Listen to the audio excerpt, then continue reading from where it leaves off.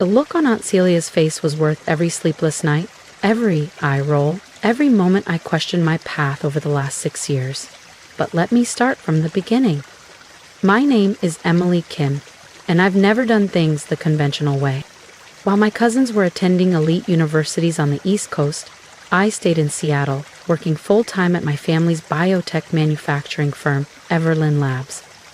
At night, I enrolled in an online program focused on automation engineering, not because I wasn't accepted to top schools.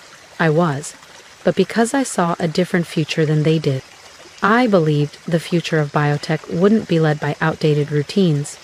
It would be transformed by robotics, machine learning, and smart systems. To shape that future, I needed to understand both the science and the day-to-day realities of production. Still chasing your virtual fantasy degree? Aunt Celia would sneer when she passed my office, now filled with wires, code, and prototypes. She had inherited the company after my mom. Her younger sister passed away from cancer in 2019.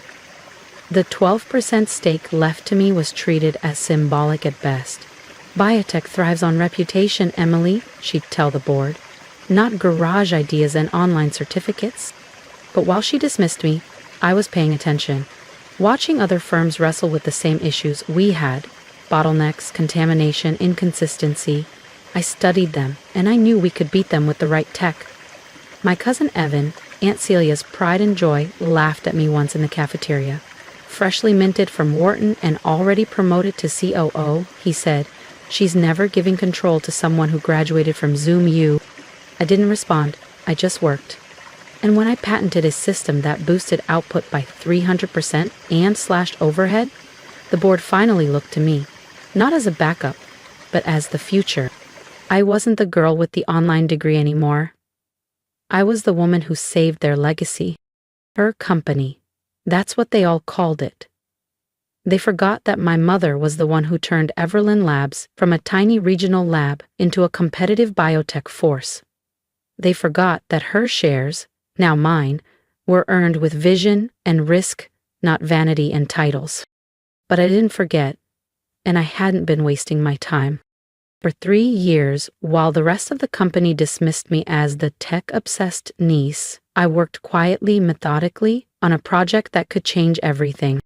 By day, I was just Emily Kim, a mid-level employee buried in quality control. By night, in my one-bedroom Seattle apartment turned makeshift lab, I was building a revolution. I called it AI and NI, Adaptive Neurointelligence System.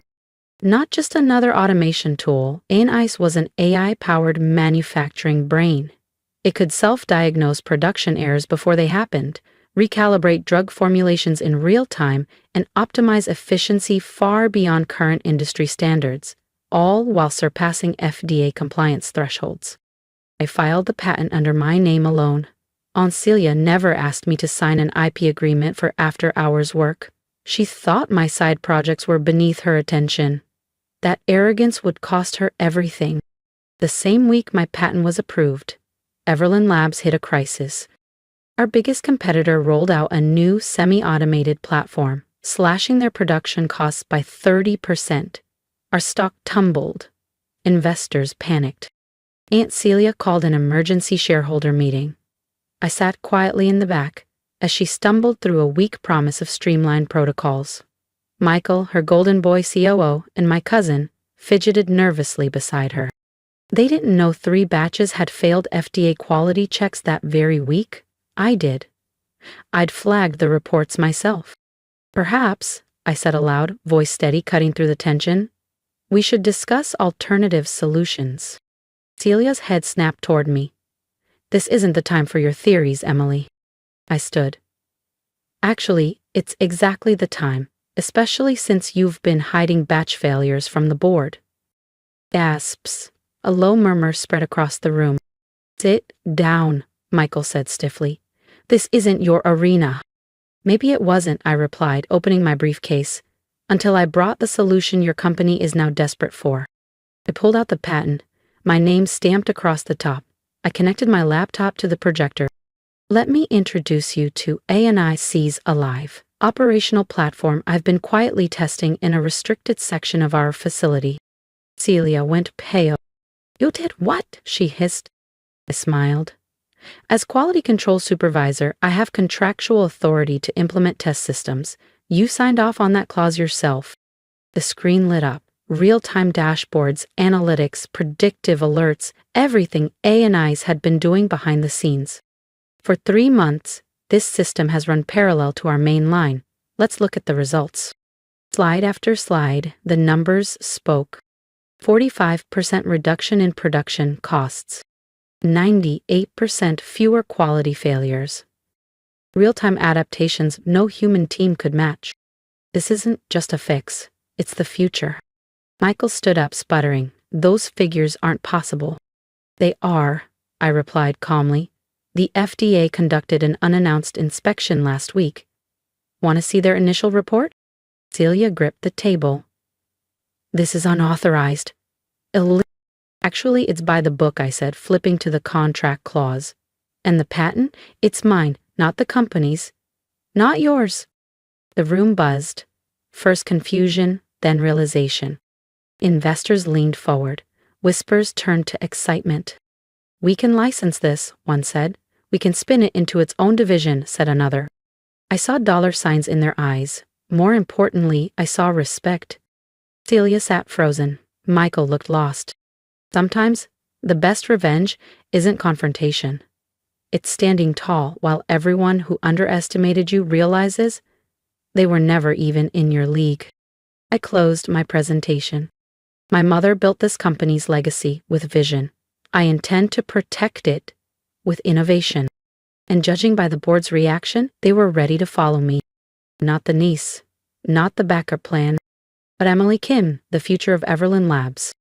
One shareholder called out, "Will other companies really pay for this?" They already have, I replied calmly. This morning I received offers from 3 major biotech corporations. You could have heard a pin drop. They're very interested in the fact that Everlyn Labs doesn't own the patent rights. Aunt Celia shot up so fast her chair clattered to the floor. This is outrageous. You developed this while working for us. The company owns nothing, I interrupted, meeting her glare head-on. I developed the entire system, every algorithm, every prototype, on my own time, in my own apartment, using my own funds.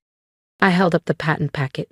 This is registered to Emily Kim, not Everlyn Labs, and your repeated insistence that my work was worthless means you never asked me to sign an intellectual property agreement. My attorneys have documented everything. I clicked to the final slide, a chart forecasting the company's future with and without A&IS. The difference was devastating. Without it, I said, we lose FDA certification in 6 months. Our competitors are using smarter systems. We're lagging behind with processes that should have been retired 5 years ago. With A&IS, I continued, gesturing to the soaring graph, we don't just catch up, we lead. At that moment, the boardroom doors opened. 3 visitors entered. Celia's face turned from rage to a stunned blank. Allow me to introduce David Chin from Merck, Sarah Williams from Moderna, and Thomas Rodriguez from Genentech, I said with a smile. Each of them has expressed interest in acquiring the patent. I invited them today to observe A&IS in action. Michael stood, voice strained. This is a closed shareholders meeting. You can't just... I can, I replied smoothly, holding up a leather folder. As a shareholder, I have the right to invite outside observers to any non-confidential technology demonstration. It's in the bylaws. The ones Dad wrote. The guests took their seats, expressions focused on the screen. So, here's the choice, I continued. Everlyn Labs can license my technology. You retain control, but pay market rates for use of A&IS. Or, I look toward the industry reps. I can accept one of the very generous offers on the table. Celia slammed a fist on the table. This is blackmail. No, I said evenly. This is business. The kind of business you said I'd never understand with my worthless online degree. I pulled out a final document, thick and detailed. This is my formal offer. Exclusive licensing rights to ANII, with several conditions. What conditions? Asked a shareholder, leaning forward eagerly. First, I said, a restructuring of the board. My mother's vision was about progress and innovation, not stagnation and ego. We need leadership that reflects that. Celia's face twisted. You want my position? No, I said firmly. I want the position I've earned, Chief Technology Officer, with a seat on the board. The licensing agreement is contingent upon that appointment. The room went silent, the weight of the moment hung in the air. Michael, usually full of Ivy League confidence, asked, "And if we say no?" I turned again to the visitors. "Then I walk. My patent, my system, my terms." An older board member, Mr. Alder, who'd known my mother, spoke up. "Celia, we need to vote. Now." Celia looked around the room, no support. Her reign, built on control and intimidation, was unraveling. "This isn't over," she hissed. "Actually," I replied, "it is." I nodded toward my attorney, who stepped forward and handed each board member a sealed envelope. "What now?" Celia snapped. "The results of an internal audit I commissioned 3 months ago," I said. It uncovered several irregularities in recent FDA compliance filings, irregularities that aligned precisely with Michael's promotion to VP of Operations. Michael paled. Celia opened her envelope. "The full report has already been submitted to the appropriate federal agencies," I said, keeping my voice steady. "So you have a choice. Accept my proposal or explain to regulators why your records don't match actual batch data." Chaos erupted. Board members whispered, huddled, argued. I stood calmly at the front, watching everything my family once used to dismiss me. Status, fear, tradition, crumble. Dad used to tell me, "You don't fight power with anger. You replace it with something stronger." As they called for an immediate vote, I caught my reflection in the boardroom glass. This time, I didn't just see Dad's determination in my stance. I saw his pride. 6 months can change everything. I stood in what was once Aunt Celia's office, now mine, overlooking the newly renovated production floor of Everlyn Labs. Below me, A&I hummed quietly, its intelligent algorithms coordinating a seamless ballet of automation, data calibration, and precision pharmaceutical output. Since full implementation, our production efficiency had soared by 250%, and our stock price had tripled. We'd gone from surviving to defining the future. The door swung open.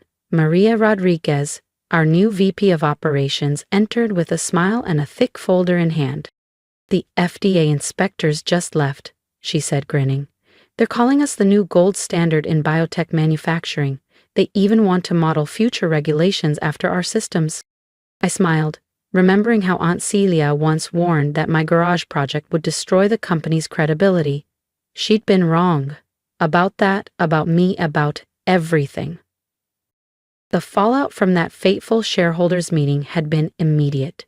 The board had voted unanimously to accept my proposal, not just because of the patent, but because of the truth the audit revealed. Michael had been falsifying compliance records for months.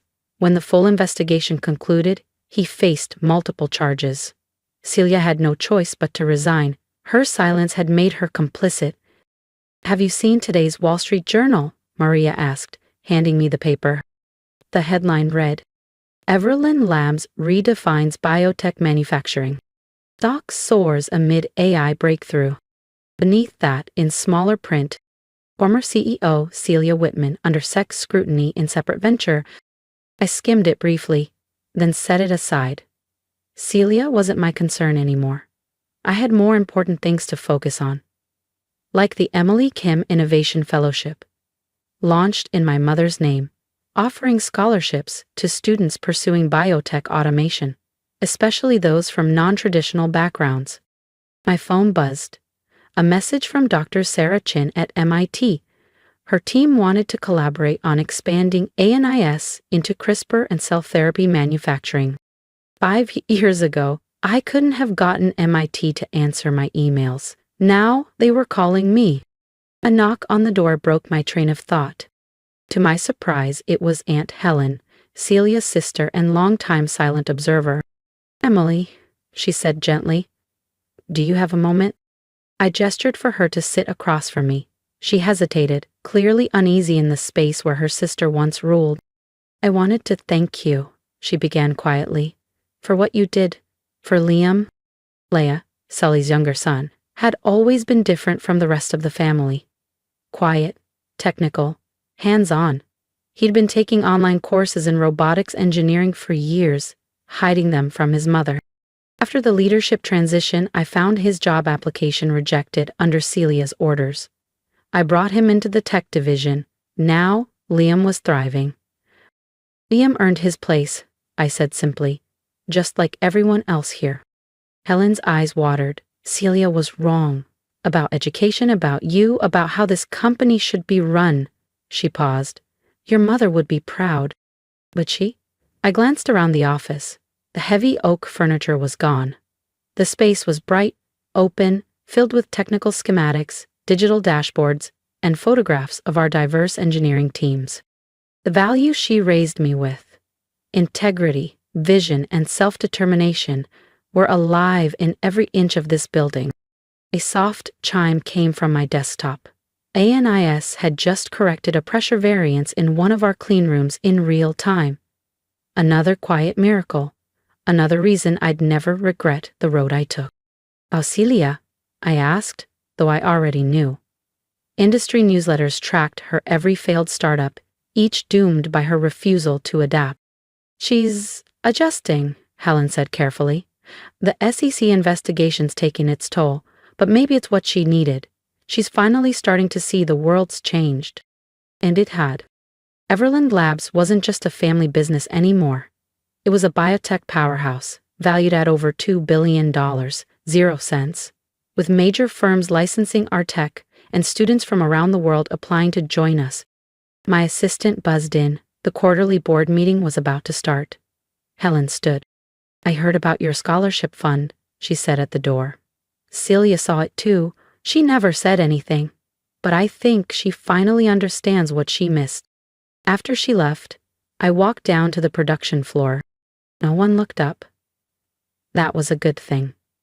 They were too focused, too passionate, too proud of their roles in shaping this new era. Liam was at his station, calibrating one of ANIS's sensory modules. His online degree in robotics engineering was framed on the wall, just like mine upstairs. "How's the calibration?" I asked. He grinned, eyes sparkling. "Almost too perfect. Just the way we built it."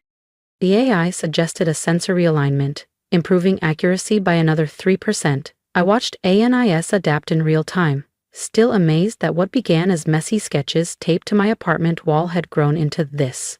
An industry-redefining system now studied by MIT and benchmarked by the FDA. The future of biotech manufacturing, born from the persistence of a young woman with an online degree, who simply refused to believe her education was worthless. Back upstairs, I opened my desk drawer and pulled out an old nameplate once displayed on Aunt Celia's desk. Celia Whitman, CEO, embossed in thick, gleaming brass. I dropped it in the recycling bin without a second glance. The nameplate on my desk was simpler, sleek, clean. Emily Kim, Chief Technology Officer.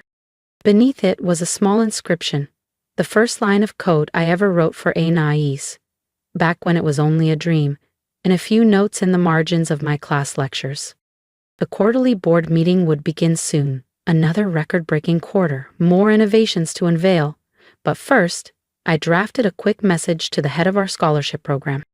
Double the number of online degree scholarships next year. And add this to the application. No degree is worthless if you have the vision to use it. Because the real triumph wasn't revenge, it was transformation. Success isn't defined by the school you attended, but by the courage to build something meaningful from what you've learned. And Celia had been right about one thing.